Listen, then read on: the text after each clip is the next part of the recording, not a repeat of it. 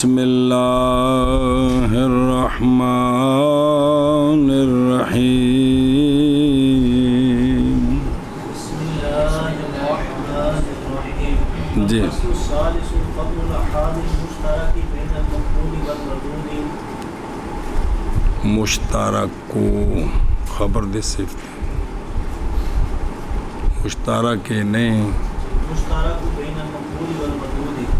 وفیہ مبحثان. المبحث الاول تقسیم الخبر بالنسبة الى من اسند الیہ. المبحث الثانی انواع اخرى متفرقة مشترکة بین المقبول قسم فعل ٹھیک ہی مشترکۃ بین المقبول والمردود. المبحث الاول تقسیم الخبر بالنسبة الى من اسند الیہ. وفیہ اربعۃ یار کی بن گئی المطلب الحدیث القدسی. المطلب الثانی الحدیث المرفوع. المطلب الثالث الحدیث الموقوف.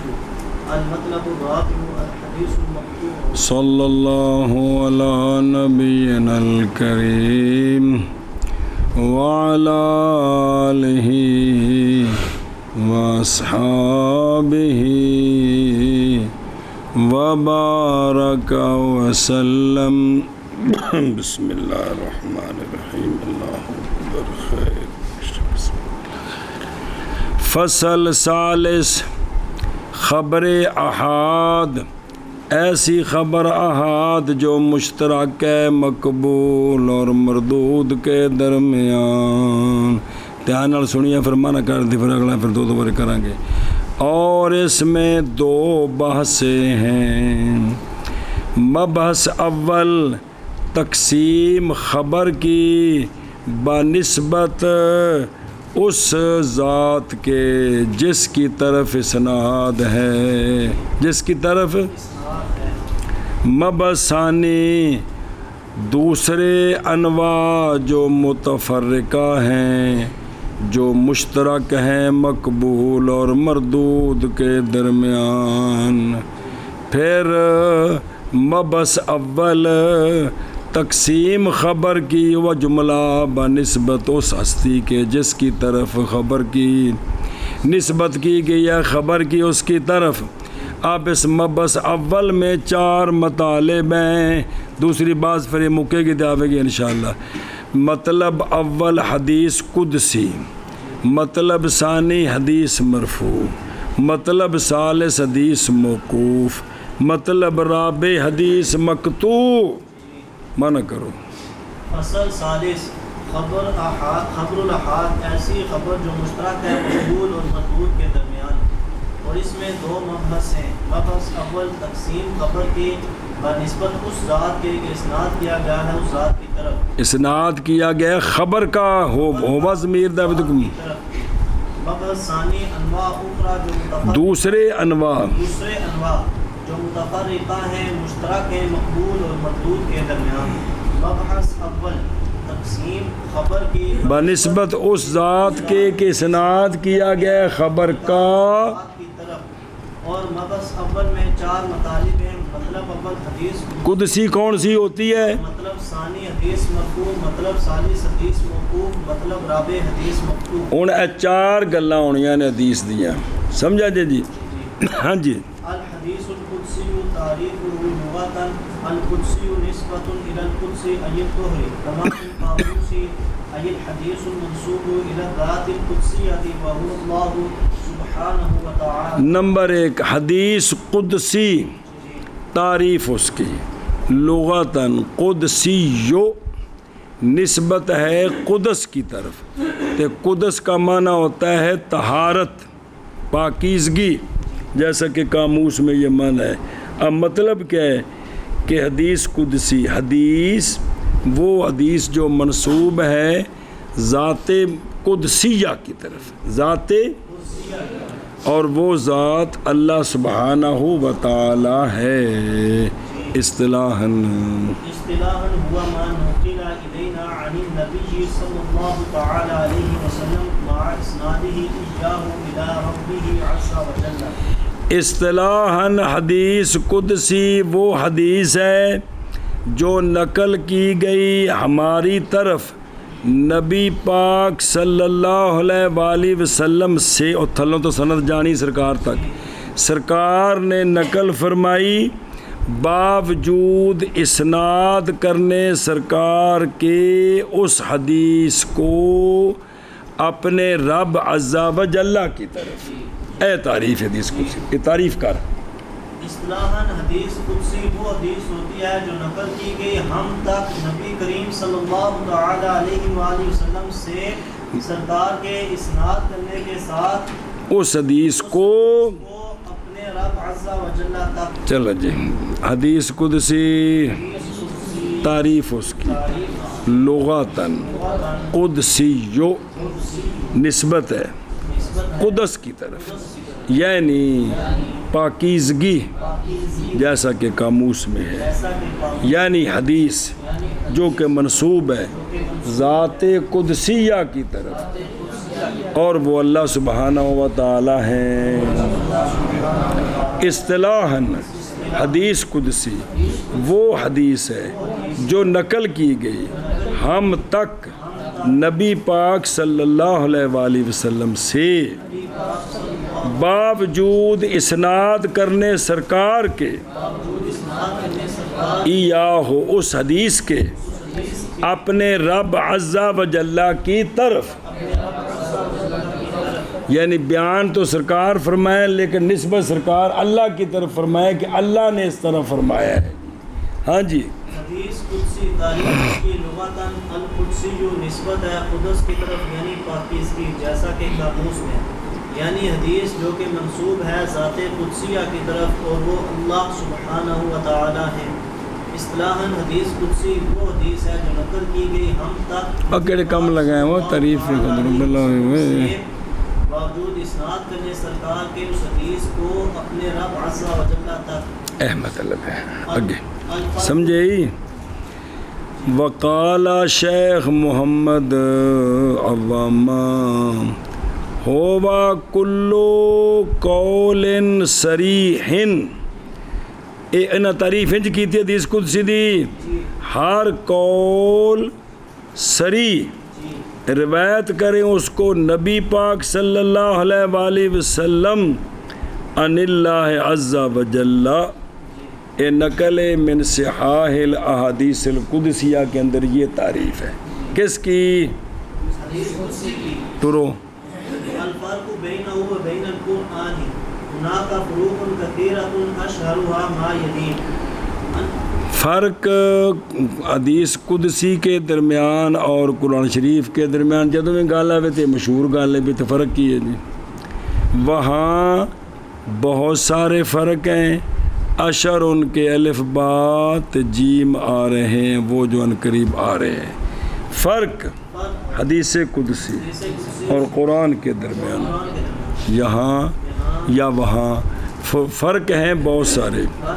اشر ان کے وہ ہیں جو آ رہے ہیں جی، یعنی جڑے پیچھے متصل نے.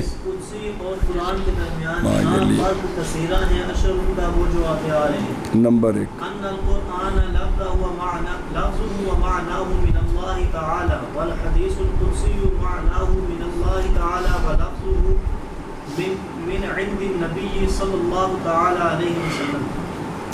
قرآن اس کا لفظ اور اس کا معنی دونوں اللہ تعالیٰ کی طرف سے ہیں، اور حدیث قدسی معنی اس کا اللہ تعالیٰ کی طرف سے ہے اور لفظ اس کا نبی پاک صلی اللہ تعالیٰ علیہ وآلہ وصحبہ وبارک وسلم کی طرف سے ہے.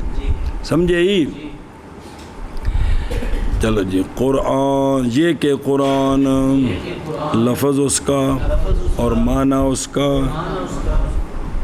دونوں اللہ تعالیٰ کی طرف سے، اور حدیث قدسی معنی اس کا اللہ تعالیٰ کی طرف سے اور لفظ اس کا نبی پاک صلی اللہ علیہ وآلہ وسلم کے پاس سے. یہ کہ قرآن لفظ اس کا اور معنی اس کا اللہ تعالیٰ کی طرف سے اور حدیث قدسی معنی اس کا اللہ تعالیٰ کی طرف سے اور لفظ اس کا نبی پاک صلی اللہ علیہ وسلم کی طرف سے ان القرآن یتعبد بتلاوته والحدیث القدسی لا یتعبد بتلاوته. دوسرا فرق، قرآن تعبد کیا جاتا ہے اس کی تلاوت کے ساتھ، قرآن کی تلاوت عبادت مقصودہ ہے، اور حدیث قدسی نہیں تعبد کیا جاتا اس کی تلاوت کے ساتھ۔ وہ مسئلہ سمجھنے کے لیے ہیں کہ اللہ نے کیا فرمایا ہے، اس پر عمل کرنا ہے، اس کی بار بار تلاوت کرنے کا حکم نہیں ہے۔ یہ فرق ہے، کیا سمجھے ہی؟ یہ کہ قرآن تعبد کیا جاتا ہے یعنی عبادت کی جاتی ہے اس کی تلاوت کے ساتھ، اور حدیث قدسی نہیں تعبد کیا جاتا بے تلاوتی اس کی تلاوت کے ساتھ۔ جی یہ کہ قرآن تعبد کیا جاتا ہے تلاوت کے ساتھ، اور حدیث قدسی نہیں تعبد کیا جاتا اس کی تلاوت کے ساتھ۔ تیسرا فرق، ان القرآن یشترط فی ثبوتہ التواتر والحدیث القدسی لا یشترط فی ثبوتہ التواتر۔ قرآن شرط ہے اس کے ثبوت میں تواتر، قرآن تب ثابت ہوتا ہے کہ نقل متواتر ہو، تو پڑھ چکے ہو بارہا ساریاں کتابیں، نقلاً متواتراً۔ اور حدیث قدسی جو ہے اس میں اس کے ثبوت میں تواتر شرط نہیں ہے، وہ صحت کے ساتھ ثابت ہو جائے، ذوف کے طریق یعنی جس طرح باقی حدیثیں ثابت ہوتی ہیں اس طرح حدیث قدسی بھی ثابت ہو جاتی ہے۔ یہ کہ قرآن شرط کیا گیا ہے اس کے ثبوت میں تواتر، اور حدیث قدسی نئی شرط کی گئی اس کے ثبوت میں تواتر۔ جی یہ کہ قرآن شرط کی گئی ہے اس کے ثبوت میں تواتر، اور حدیث قدسی نہیں شرط کی گئی اس کے ثبوت میں تواتر۔ سمجھے ہی؟ او واپس او وامن الفروق، تین آ گئے نا۔ چوتھا ان القرآن بول چاہ وَكَوْنُهُ مُعْجِزَةً بَاقِيَةً عَلَى مَمَرِّ الدُّهُورِ، جب تک کہ قیامت تک اس دا موجز ہونا باقی ہے۔ چیلنج ان دی مثال بنا کے لے آؤ، محفوظ ہے تغییر سے بھی اور حدیث قدسی جو ہے وہ موجز نہیں ہے، اس طرح جس طرح قرآن موجز ہے۔ ایشا با کتنے فرق ہو گئے؟ پانچواں، قرآن پاک کا مس کرنا حرام ہے محدث کے لیے، حدیث قدسی کا مس حرام نہیں ہے، مکروہ تنزیہ کا قول پڑھا جی۔ یہ فرق ہے کس کے درمیان؟ قرآن کے اور حدیث قدسی کے درمیان۔ کتنے ہو گئے؟ چھٹا، حرمت و تلاوت القرآن للجنب دون الحدیث قدسی، قرآن جو ہے وہ جنبی کے لیے تلاوت کرنا حرام ہے، حدیث قدسی کی تلاوت کر سکتا ہے، حرام نہیں ہوگا، مکروہ تنزیہ وغیرہ کا حکم ہوگا جی۔ کتنے ہو گئے؟ تسمیۃ الجملۃ من القرآن آیتاً و سورتاً دون الحدیث القدسی، قرآن پاک کے حصوں کے نام ہیں، یہ ایک آیت ہے، یہ ایک سورت ہے، حدیث قدسی کے یہ نام نہیں ہیں۔ حدیث قدسی کے کتنے ہو گئے؟ بولی گئے۔ آٹھواں کہ صلاۃ لا تکون الا، حدیث قدسی پڑھی ہے تو تلاوت کو نہیں ہوئی، جڑا فرض ہے نا قرآن پاک میں قرات والا یعنی صورت ملانی، مثلا مطلقاً قرات فرض ہے، تو یہ اگر حدیث قدسی پڑھتے تو مطلق قرات فرض نہیں پورا ہوگا۔ سمجھ گئے؟ کتنے ہو گئے؟ چلو جی اگے جی۔ عدد الاحادیث القدسیہ والاحادیث القدسیہ لیست بکثیرۃ بالنسبۃ لعدد الاحادیث النبویہ وعددها حوالي 100 حدیث۔ حدیث احادیث قدسیہ کتنی ہیں؟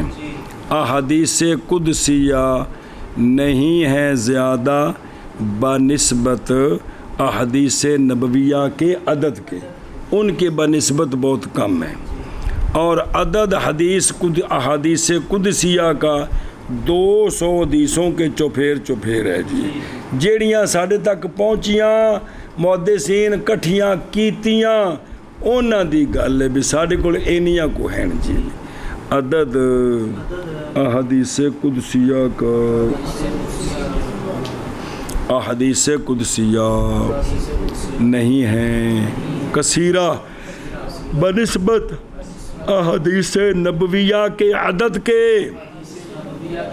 اور عدد احادیث قدسیہ کا 200 حدیثوں کے چوپھیر ہے، یعنی کول جی۔ عدد احادیث قدسیہ کا اور احادیث قدسیہ نہیں ہے کثیرہ بنسبت عدد احادیث نبویہ کے، اور عدد احادیث قدسیہ کا 200 حدیثوں کے چوپھیر ہے۔ مثال ہو رواه مسلم في صحيحه عن ابي ذر رضي الله تعالى عنه عن النبي صلى الله تعالى عليه وسلم فيما روى عن الله تبارك وتعالى انه قال يا عبادي اني حرمت الظلم على نفسي وجعلته بينكم محرما فلا تظالموا۔ ٹھیک ہے، تتظالموا، ٹھیک ہے۔ اچھا جی،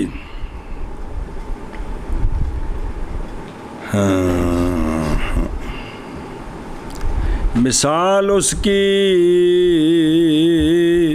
وہ ہے کہ روایت کیا اس کو امام مسلم نے اپنی صحیح میں حضرت ابو ذر غفاری رضی اللہ تعالیٰ عنہ سے۔ آپ روایت کرتے ہیں نبی کریم صلی اللہ تعالیٰ علیہ وآلہ واصحابہ وبارک وسلم سے اس حدیث میں کہ روایت کیا سرکار نے اللہ تبارک و تعالیٰ سے یہ کہ اللہ تبارک و تعالیٰ نے فرمایا ہے میرے بندو بے شک میں نے حرام کیا ہے ظلم اپنی ذات پر۔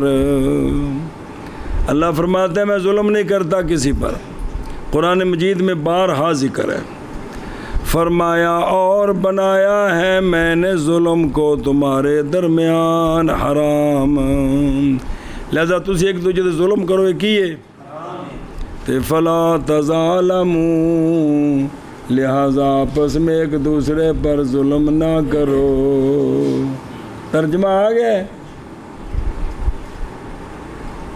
ہے یہ کچھ جی غلط، مسلمانی صرف ترجمہ سیکھنا تو نہیں نا، مسلمانی تے بھی آنکھیں لگی ہے۔ اور تھلے ویکھو کوگو حکم ہاتھ نو کی ہو گئی، حکم حدیث قدسی کا جی، حدیث قدسی ظاہر ہے کو جل سندہ نہ روایت ہونی ہے نا تو پھر تو سندہ والا مسئلہ بن جانے نا، وہ تو پیچھے جڑا پڑھیا سارا ہے جی جی۔ حکم حدیث قدسی کا کبھی ہوتی ہے حدیث قدسی، کبھی بجے بجراوی وجہ ہو جائے تو موضوع ہو جانی سنیں، اور نئی مراد حدیث کے قدسی ہونے کا یہ کہ ہو وہ صحیح خواہ مخواہ۔ بھئی سونے آندے کول تو صحابہ پاک واسطے تو قرآن دے برابر نے ساریاں حدیثاں، ساڈے واسطے روایت ہونی سند نالو۔ میں نے آپ کو حدیث قدسی سنائی آپ مانتے نہیں ہیں، یہ جملہ نہیں ٹھیک ہے۔ اصل سندہ نال ویکھنا ہے کہ بھی سندہ دی نظر نال یہ حدیث کس معیار دی ہے، سمجھا جی ہے او مرضی تہاڈی پئی ہے۔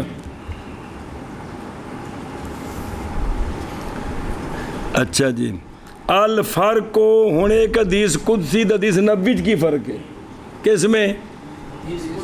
وہ تاکن الفرق بین و بین القرآن، الفرق بین القدسی والنبوی، فرق بینہما یہ کہ وجود ان الفاظ کا کہ قال اللہ تعالی یقول اللہ تعالی فی الحدیث، جس حدیث میں یہ لفظ ہے، جس سرکار ارشاد فرمائے اور نال اے لفظ بولنا سرکار کیڑا بولو چاہ قال اللہ یقول اللہ یقول اللہ یا اس قسم دا تو یہ الفاظ جس حدیث میں ہوئے نا بنا دیتے ہیں اس حدیث کو، اور ان الفاظ کا نہ ہونا حدیث میں یہ بنا دیتا ہے، حدیث کو نبوی سمجھے ہی کون جو کھانے چ پئی ہوں واپس چلو او الف اتے او پہلی لائن اتے ہوں وہ سوال کریے نو جوڑ کے بھئی حدیث قدسی وہ ہوتی ہے کہ جس کا معنی اللہ تعالیٰ کی طرف سے ہے اور لفظ، تو سوال ہے جتنی بھی احادیث نبویہ ہیں ان سب کا معنی تو اللہ کی طرف سے ہی ہے، کیوں سرکار کا معنی بھی اپنا ہے بھئی سرکار تو وحی جو ہے نا وہ بولتے ہیں نا، تو ہر وحی میں جو مضمون ہے وہ کدھر سے ہے؟ الفاظ سرکار کے ہیں، تو پھر حدیث نبی اور قدسی میں فرق کیا ہوا؟ کس میں؟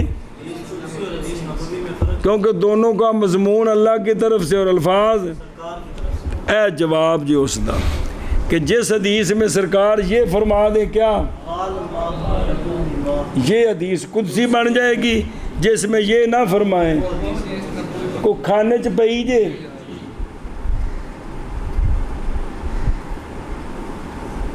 ورنہ سوال ہے کوئی نہیں کو سمجھ آئی وہ پلا ہو جے وہ اللہ اکبر۔ ہاں جی اگے ہوں جی مثال اس کی وہ ہے کہ روایت کیا اس کو امام مسلم نے اپنی صحیح میں۔ ایک مثال دیں دینے نال سمجھانے واسطے حضرت ابو ذر غفاری رضی اللہ تعالیٰ عنہ سے آپ روایت کرتے ہیں نبی پاک صلی اللہ علیہ وآلہ وسلم سے اس میں کہ روایت کرتے ہیں سرکار، اس حدیث میں کہ روایت کرتے ہیں سرکار اللہ تبارک و تعالیٰ سے یہ بات کہ اللہ تبارک و تعالیٰ نے فرمایا اے میرے بندو بے شک میں نے حرام کیا ظلم اپنی ذات پر اور بنایا ہے میں نے ظلم کو تمہارے درمیان حرام، پس آپس میں ظلم نہ کرو جی۔ حدیث کی وہ حدیث کی روایت ہے اس کو امام مسلم نے اپنی صحیح میں حضرت ابو ذر غفاری رضی اللہ تعالیٰ عنہ سے عن النبی صلی اللہ علیہ وسلم اس حدیث میں کہ روایت کیا سرکار نے اللہ تبارک و تعالیٰ سے یہ بات کہ اللہ تعالیٰ نے فرمایا اے میرے بندو بے شک میں نے حرام کیا ہے ظلم اپنی ذات پر اور بنایا ہے میں نے ظلم کو تمہارے درمیان حرام، بس ظلم نہ کرو، پس آپس میں ظلم نہ کرو تم۔ سیاہ روایتی ہی لراوی الحدیث القدسی صیغتان یروی الحدیث بأیہما شاء پڑھنا گوں وہما قال رسول اللہ صلی اللہ علیہ وسلم فیما یرویہ عن ربہ عز وجل او قال اللہ تعالی فیما رواہ عنہ رسولہ صلی اللہ علیہ وسلم۔ ہن ذرا دھیان کرے جی حدیث قدسی کے روایت کے سیغے کیا ہیں جن سے پتہ چلے گا کہ یہ حدیث، تو وہ دو سیغے ہیں جس لیے اگلے محدث نے روایت کرنی ہے، صحابی روایت کریں گے پھر آگے یہ لفظ چلتے رہیں گے۔ دو سیغے جے روایت کرے راوی حدیث کو دو میں سے جس سے چاہے، وہ دونوں یہ ہیں۔ سند پہنچا کے نا سرکار تک تو قال رسول اللہ صلی اللہ علیہ وسلم فیما یرویہ عن ربہ عز وجل، اے نشانی بن گئی کہ حدیث اگلا جڑا ہن بیان پڑھنا ہے پھر آخنا ہے بھی اللہ تعالیٰ نے یہ فرمایا جب نسبت ہوگی ہوندے اینج آخ دے وے یا بھئی اس طرح کہ قال اللہ تعالیٰ فیما رواہ عن اللہ تعالیٰ رسول صلی اللہ علیہ وسلم، ان دو ماں چ کوئی بھی جملہ راوی بولے تے نشانی ہونے کے مولوی جی کی ہے تے اے جملے بولنے پیندے اس تو بغیر حدیث قدسی نہیں ہوندی۔ سنیا جی جتنیاں میں حدیثاں روایت انہاں وچ اے لفظ ہوندے نے جی یا اس قسم کا کوئی ایک آدھ اور بھی کوئی جملہ ہوگا جن کو وضاحت ہو جائے گی کہ حدیث قدسی ہے جی. اور سمجھے ہی سیغے حدیث قدسی کی روایت کے حدیث قدسی کے راوی کے لیے دو سیغے ہیں. روایت کرے حدیث کو دو میں سے جس کے ساتھ چاہے اور وہ دونوں. قال رسول اللہ صلی اللہ علیہ وآلہ وسلم فیما یرویہ عن ربہ عز وجل یا قال اللہ تعالی فیما رواہ عنہ رسولہ صلی اللہ علیہ وسلم. انہیں دو جملہ کا معنی آیا کہ کون نہیں آیا ہے؟ حدیث قدسی کی روایت کے سیغے حدیث قدسی کے راوی کے لیے دو سیغے ہیں. روایت کرے حدیث کو ان دونوں میں سے جس کے ساتھ چاہے اور وہ دونوں. قال رسول اللہ صلی اللہ علیہ وسلم فیما یرویہ عن ربہ عز وجل یا قال اللہ تعالی فیما رواہ عنہ رسولہ صلی اللہ علیہ وسلم. اشہر المصنفات فیہ الاتحافات الصحیحۃ بالاحادیث القدسیۃ لعبد الرؤوف المنابی جامع فیہ 72 و 200 حدیثا. شاباش.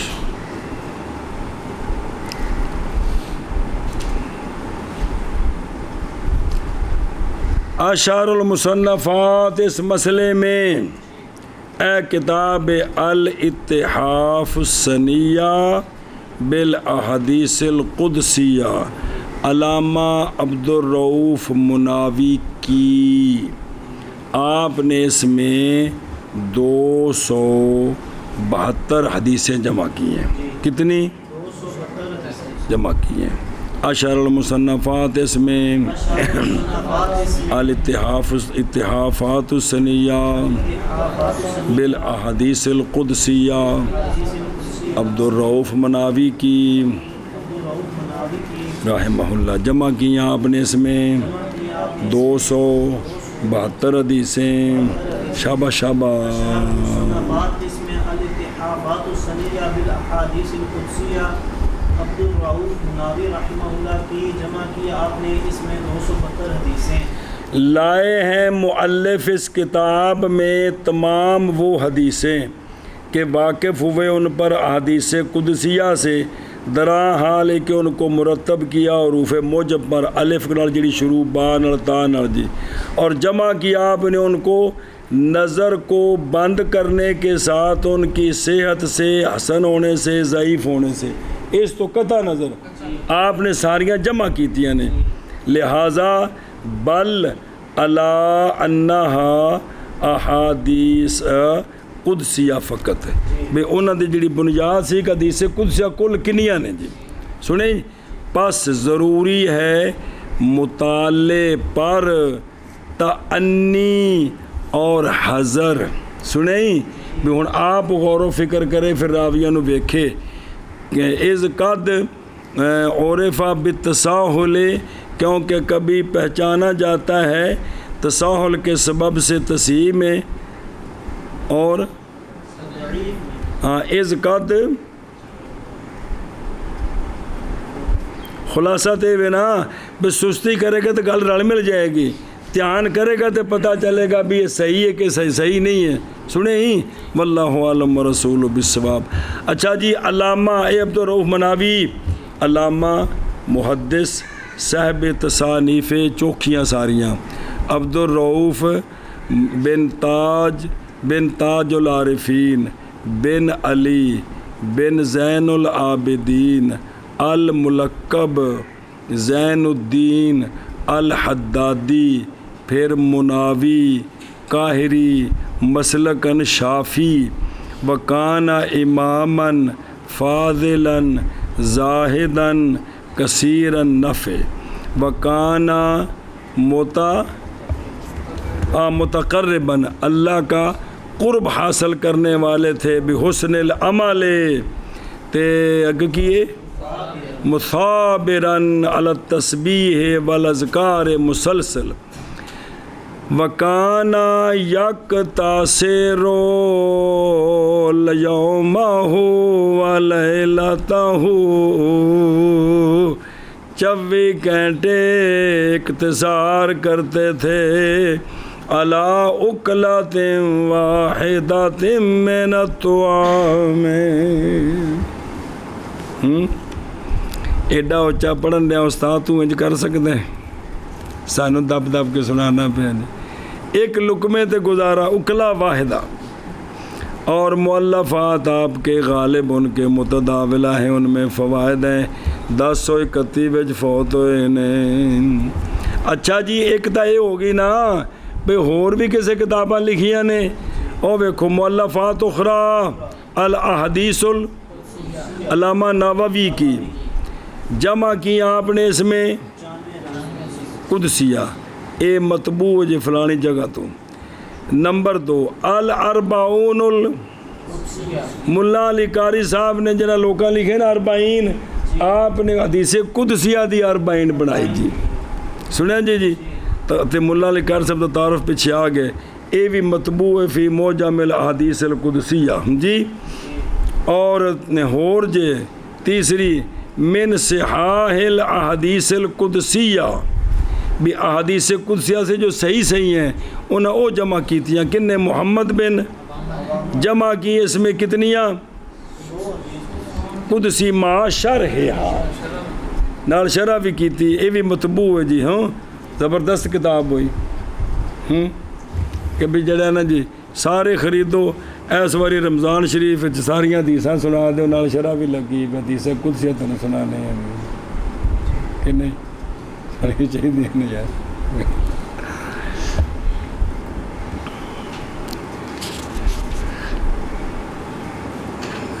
من کر لے اگر ٹرو.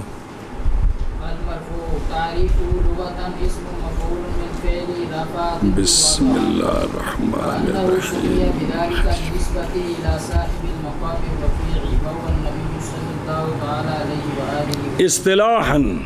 اصطلاحاً هو ما أضيف إلى النبي صلى الله عليه وآله وسلم من قول أو فعل أو تقرير أو صفة. اور دھیان میں نکیو. نمبر 2 حدیث مرفوع کون؟ لغتاً اسم مفعول ہے رافع فعل سے.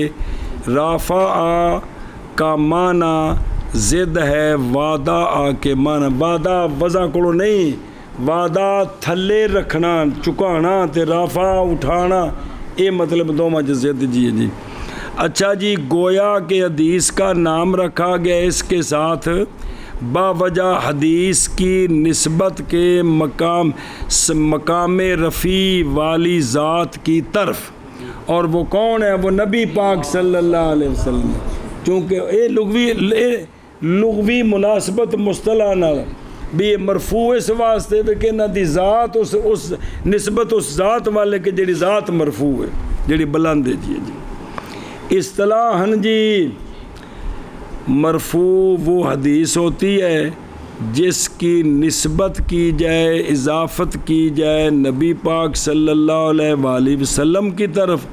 وہ ما اضیفہ سرکار کا قول ہو, سرکار کا فعل ہو, تقریر ہو یا صفت ہو. وضاحت اگے آ رہی ہے. اے ارشاد فرمائے اصطلاحاً مرفوع حدیث وہ حدیث ہے کہ منسوب ہو نبی پاک صلی اللہ تعالیٰ علیہ وسلم, نسبت کی جائے اس کی نبی پاک صلی اللہ تعالیٰ علیہ وسلم کی طرف. اور وہ جس کی نسبت کی گئی ہے وہ خاص سرکار کا قول ہو یا سرکار کا فعل ہو یا سرکار کی تقریر ہو یا سرکار یہ تقریر دا معنی تقریر نہیں اگوں آ رہے ہیں جی. یا صفت ہو, صفت دا معنی بگیا رہا. تم ایک بار ارشاد فرما. حدیث مرفوع وہ حدیث ہوتی ہے کہ نسبت کی جائے نبی کریم صلی اللہ علیہ وسلم کی طرف یعنی جس کی نسبت کی گیا وہ قول ہے, فعل ہے, تقریر ہے, صفت ہے. مرفوع تعریف مرفوع کی لغتاً مرفوع اسم مفعول ہے رافع فعل سے. رافع کا معنی ضد ہے وعدہ کی گویا کے. مرفوع یعنی حدیث نام رکھا گیا حدیث کا مرفوع کے ساتھ. باوجہ نسبت حدیث کے مقام صاحب مقام رفیع کی طرف، اور وہ نبی پاک صلی اللہ علیہ وآلہ وسلم ہیں۔ اصطلاحاً وہ حدیث ہے کون مرفوع جس کی اضافت کی گئی ہے نبی پاک صلی اللہ تعالیٰ علیہ وآلہ وصحبہ وبارک وسلم کی طرف، یعنی قول یا فعل یا تقریر یا صفت۔ علوم الحدیث معرفت المرفوع ٹر اس کی لغتاً قسم مفعول ہے، رفع فعل سے جو زید ہے وعدہ کی، گویا کہ مرفوع نام رکھا گیا اس کے ساتھ وجہ منسوب ہونے اس کے صاحب مقام رفیع کی طرف، اور وہ نبی پاک صلی اللہ تعالیٰ علیہ وآلہ وسلم ہے۔ اصطلاحاً مرفوع وہ حدیث ہے کہ منسوب کی گئی ہے نبی پاک صلی اللہ تعالیٰ علیہ وسلم کی طرف، یعنی قول یا فعل یا تقریر یا صفت۔ شرح التعریف ای ہوا ما نصب او ما اسند الى النبی صلی اللہ تعالیٰ علیہ وآلہ وسلم سواء كان هذا المضاف قولا للنبي صلی اللہ تعالیٰ علیہ وسلم او فعلا او تقریرا او صفتا، وسواء كان المضيف هو الصحابي او من دونه، متصلا كان الاسناد او منقطعا، فيدخل في المرفوع الموصول والمرسل والمتصل والمنقطع، هذا هو المشهور في حقيقته، وهناك اقوال اخرى في حقيقته وتعريفه۔ توجہ جی، تعریف کی شرح یعنی جیڑی گل سرکار تک پہنچی ہے تھلوں پاویں سند متصل ہے کہ نہیں، نسبت سرکار والے اے گل ہے کہ یعنی وہ حدیث کے نسبت کی گئی ہے یا وہ حدیث کے اس نے نو سے باؤ سے کو مطلب ہے مسند کی گئی ہے نبی پاک صلی اللہ تعالیٰ علیہ وآلہ وصحبہ وبارک وسلم تک، برابر ہے کہ ہو یہ مضاف جو سرکار کی طرف نسبت کی گئی ہے، قول ہو آپ صلی اللہ علیہ وسلم کا، یا فعل ہو یا تقریر ہو یا صرف ایک، اور برابر ہے کہ ہو وہ جو نسبت کر رہا ہے سرکار کی طرف وہ صحابی ہے جی، یا صحابی سے نیچے ہے تابعی تبع تابعی، پھر یہ جو سند جا رہی نیچے سے اوپر متصل ہو اسناد یا، لہذا اب اس وضاحت کے بعد داخل ہے مرفوع حدیث میں موصول بھی جس کی ساری سند اور مرسل بھی، تابعی نے کہہ دیا قال رسول اللہ صلی اللہ علیہ وسلم، فعل رسول اللہ صلی اللہ علیہ وسلم، اور متصل بھی جی اور منقطع بھی، یہ ساری داخل ہیں کس میں؟ مرفوع میں جی۔ یہ ہے وہ مشہور مرفوع کی حقیقت میں، یہاں اقوال اخرى بھی ہیں مرفوع کی حقیقت میں اور اس کی تعریف میں۔ او کو سمجھ آئی غلطی کہ نہیں؟ ادھر دیکھو میرا کچھ لگ دیا والمنقطع، ذہب الحافظ خطیب بغدادی اس بات کی طرف کہ مرفوع صرف وہ ہوتی ہے کہ مضاف کریں اس کو، بولو چاہ نبی کریم صلی اللہ ہو، برابر ہے کہ متصل ہو سند صحابی تک یا، لیکن صحابی نسبت کرے سرکار کی طرف۔ ایک خطیب بغدادی نے تعریف کی تھی کندی، لہذا اب اس تعریف کے مطابق مرسل نکل گئی کیونکہ وہ صحابی نسبت نہیں کرتے، تابعی کرتے ہیں نسبت سرکار کی طرف، پس نہیں شمار کیا مرسل کو خطیب نے میں کس میں؟ استاد جی فی کتنے لکھے ہے تیرے سر دے بچ لکھے ہے، سنیں جی۔ اچھا اگلی گل ہو تعریف ہو، نظر آ رہی کہ کوئی نہیں؟ جی حکم حدیث مرفوع کا کیا ہے؟ کس کا؟ مرفوع کبھی ہوتی ہے صحیح جب کہ وصول کرے صحت کی ساری پانچوں شرطوں کو، اور مرفوع کبھی ہوتی ہے اور کبھی ہوتی ہے جب کہ مفقود ہو کوئی ایک شرط صحیح کے، ساری تفصیل پڑھی ہے، اور نہیں فائدہ دے گی اس وقت نسبت حدیث کی نبی پاک صلی اللہ علیہ وآلہ وسلم ولا یفید اندہ ذالک اضافت الحدیث الی النبی صلی اللہ علیہ وسلم، یعنی بھی صحیح نہیں ہوئے گی خواہ مخواہ ہونا، کیونکہ ساریاں شرطاں نہ ہوئیں تو ہونے اے ضعیف ہے، اور صحیح حدیث مرفوع جو ہے جو صحیح ہے حجت ہے عند جمہور اہل اسی طرح وشافیہ وسائر جڑی مرفوع حدیث ہے سب دے نزدیک حجت ہے، سب دے نزدیک حجت ہے جی، اور بشرطے کہ صحیح حسن ہوئے جڑی پچھے پڑی تفصیل تعریف کی شرح، یعنی وہ حدیث جو منسوب ہے یا وہ حدیث جو مسند ہے نبی پاک صلی اللہ علیہ وآلہ وسلم تک، برابر ہے کہ ہو وہ مضاف، یعنی وہ جو سرکار کی طرف منسوب ہے، قول نبی پاک صلی اللہ علیہ وآلہ وسلم کا، یا فعل یا تقریر یا صفت، ایک اور برابر ہے کہ ہو نسبت کرنے والا صحابی یا وہ جو صحابی سے نیچے ہے، اور تابعی، پھر متصل ہو اسناد یا منقطع، اے سوان وچ آ گیا، پس داخل ہو گئی مرفوع میں موصول اور مرسل اور متصل اور منقطع، یہ ہے مشہور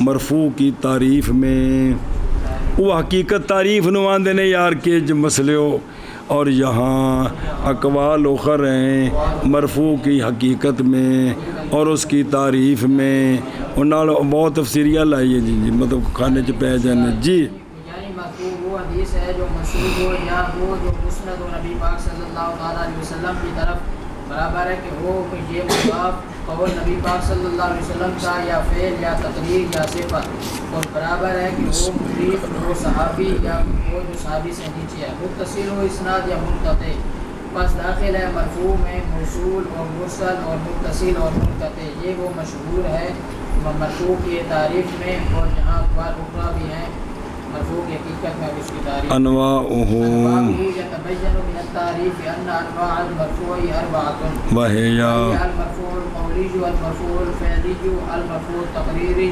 المرفوع الوصفی۔ معنی کرو حدیث مرفوع کے انواع واضح ہو گیا، واضح ہو گئی تعریف سے یہ بات کہ مرفوع کے انواع 4 ہیں، اور وہ مرفوع قولی، مرفوع فعلی، مرفوع تقریری، مرفوع وصفی، معنی کر شابہ انواع مرفوع کے واضح ہے تعریف سے، واضح ہو گیا تعریف سے یہ بات، مرفوع کے انواع 4 ہیں، اور وہ مرفوع قولی، مرفوع فعلی، مرفوع تقریری، مرفوع وصفی۔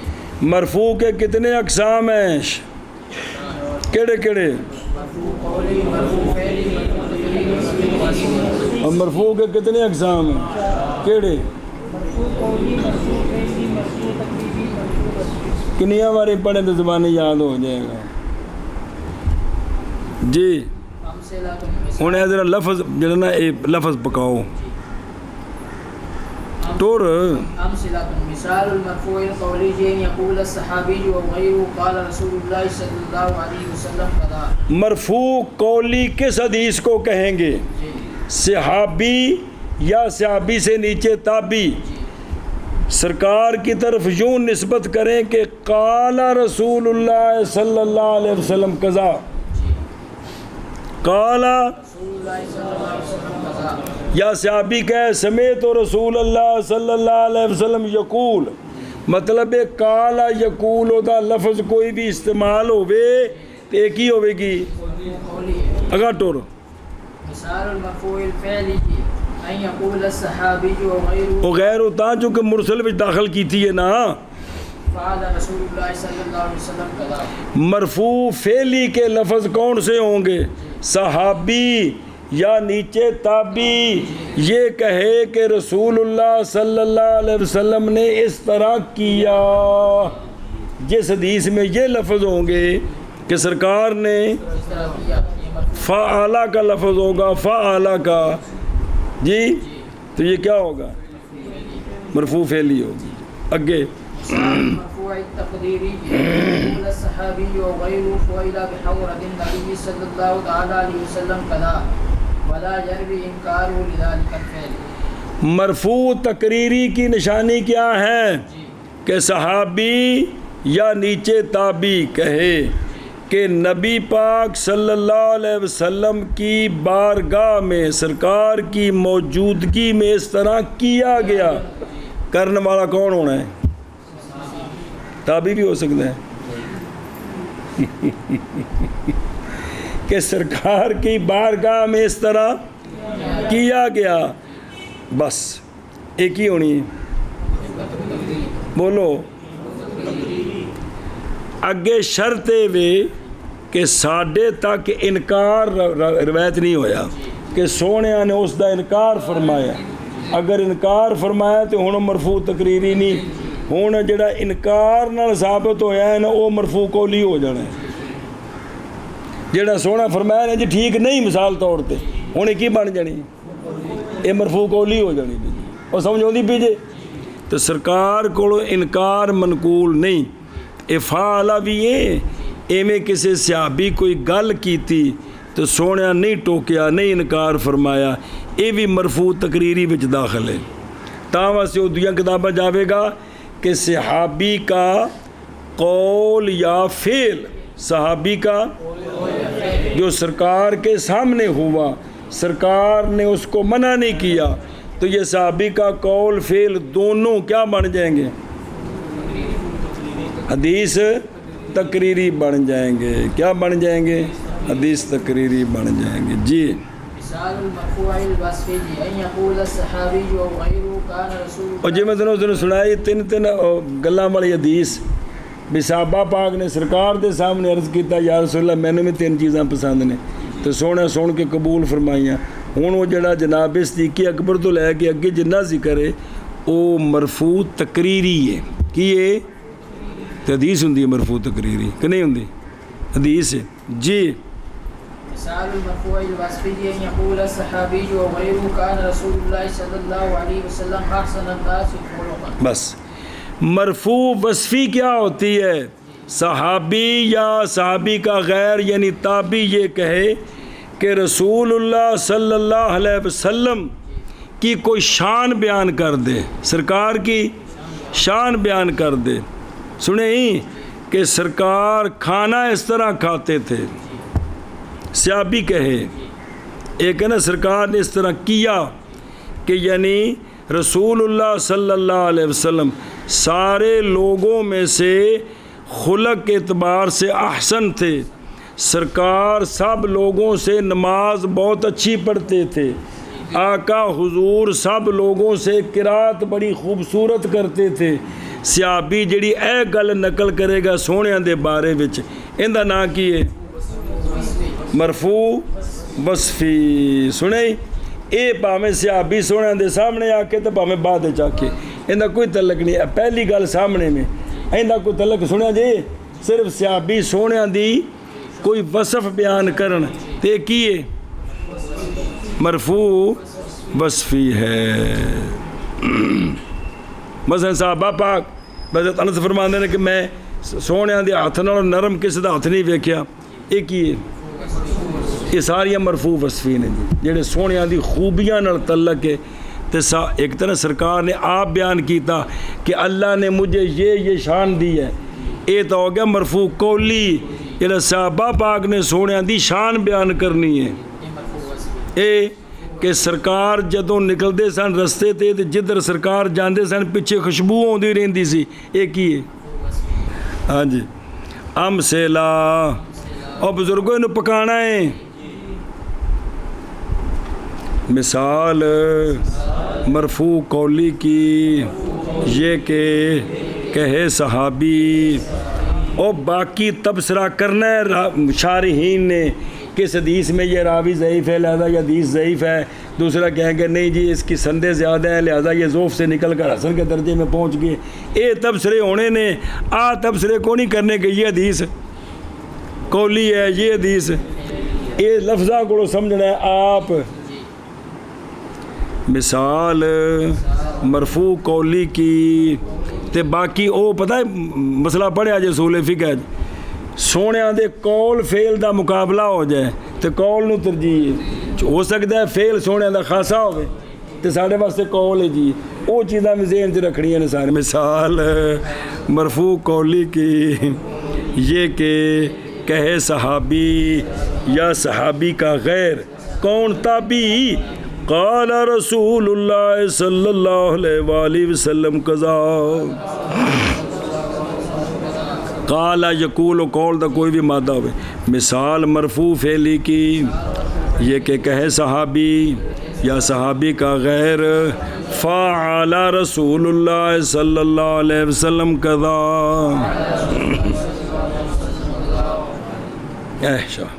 صحابی کہے میں نے دیکھا کہ آپ صلی اللہ علیہ وسلم دائیں ہاتھ سے کھانا کھا رہے تھے یہ کیا ہوگی مرفوع جتنے بھی سرکار کے افعال نقل کریں گے صحابہ یہ میں نے دیکھا سرکار نے جوتا اس طرح پہنا مثال مرفوع تقریری کی یہ کہ کہے صحابی یا صحابی کا غیر کیا گیا نبی پاک صلی اللہ علیہ وسلم کی موجودگی میں اس طرح اور نہیں روایت کیا گیا انکار آپ صلی اللہ علیہ وسلم کا اس فعل کے لیے ایک منٹ اور ایک ہی مثال وہ جو ماخرج البخاری فی صحیح حضرت جابر رضی اللہ تعالیٰ عنہ کی حدیث آپ فرماتے ہیں کہ ہم عزل کرتے تھے نبی پاک صلی اللہ علیہ وسلم کے زمانہ میں حالانکہ قرآن نازل ہو رہا تھا حالانکہ تو جے کدے عزل منع ہوندا تو قرآن آ جانا سی جی والامثلۃ الاخرى واضحہ لیکن آندے نے آ جڑا عزل والا مسئلہ جے نا ان دے وچ تفصیل راج لہا کتب القوم اے تو نا فتویٰ جڑ دیا جی بے عزل ٹھیک ہے کہ نہیں ہوندے جی فقہ تفصیل ہے وہ تفصیل ہے جی عزل دا معنی تو ہوندا ہے نا پڑھیا فقہ چ بھی تفصیل ہو جڑی فقہاء نے بیان کیتی ہے مہربانی اسی ہن ایڈے نہیں محقق بن جائیے جی او محقق تے بن سکتے ہیں محقق نہیں بن سکتے جو فقہاء سمجھا گئے نے انہیں بڑی محنت کیتی ہے جی سمجھے ہی میں تینوں سچ دسدا میرا دماغ اس نالوں 100 باری تیز ہو جائے ساریاں کتاباں دا میں حافظ ہو جاواں میں تاں وی امام ابو حنیفہ رضی اللہ عنہ دا مقلد رہنا ہے جی اس واسطے کہ انہوں نے اللہ تعالیٰ نے بڑیاں بصیرتاں نال نوازیا ہے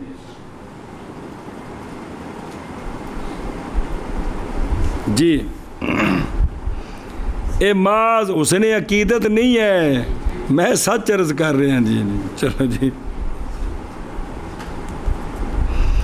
آگے جی مثال مرفوع وصفی کی یہ کہ کہے صحابی یا صحابی کا غیر کانا رسول اللہ صلی اللہ علیہ وسلم احسن الناس خلقاً مرفوع قولی کی یہ ہے کہ کہے صحابی یا صحابی کا غیر قال رسول اللہ صلی اللہ علیہ وسلم کہا مثال مرفوع فعلی کی یہ ہے کہ کہے صحابی یا صحابی کا غیر قال رسول اللہ صلی اللہ علیہ وسلم کہا مثال مرفوع تقریری کی یہ ہے کہ کہے صحابی یا صحابی کا غیر فوئدہ بحضرت النبی صلی اللہ علیہ وسلم کہا اور روایت کے نہ مروی ہو انکار آپ صلی اللہ علیہ وسلم کا اس فعل کے لیے ساڈے کول نہیں آیا اساں تے مکلف ہاں جڑا ساڈے کول پہنچے ہے جی مثال مرفوع وصفی کی یہ ہے کہ کہے صحابی یا صحابی کا غیر کان رسول اللہ صلی اللہ علیہ وسلم احسن الناس خلقا یعنی اس قسم دے لفظ انہوں